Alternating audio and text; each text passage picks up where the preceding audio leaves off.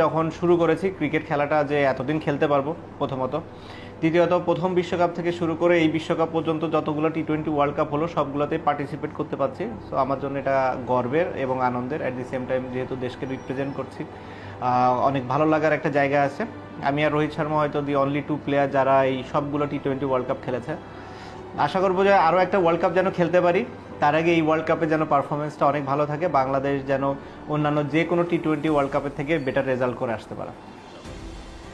অনেকেই বলেছেন যুক্তরাষ্ট্র সাকিব আল হাসানের সেকেন্ড হোম অ্যাডভান্টেজ কি পাবে দল?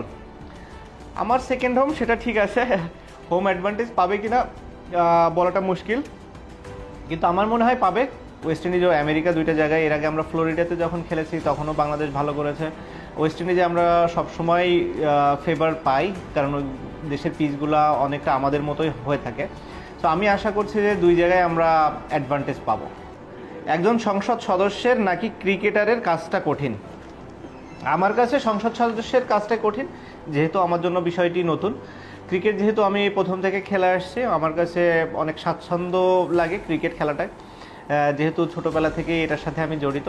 সো আমার কাছে আপনি যদি বলেন অ্যান্সার দিতে, সংসদ সদস্য হওয়াটাই আমার কাছে মনে হয় একটু ডিফিকাল্ট। প্রচুর বাংলাদেশি দর্শক সেখানে ওয়েট করছে, আশা করি তারা পূর্ণ সমর্থন দিবে আমাদেরকে এবং তাদের এই সাপোর্টটা আমাদের কাজে আসবে এবং আমরা ভালো রেজাল্ট করতে সক্ষম হব। আর আমার নামের পাশে আমি কিছু দেখতে চাই না, একটা জিনিসই চাই, যেন বাংলাদেশের হয়ে কন্ট্রিবিউট করতে পারে, এই ওয়ার্ল্ড কাপে যেন বাংলাদেশের হয়ে ভালো কিছু করতে পারে।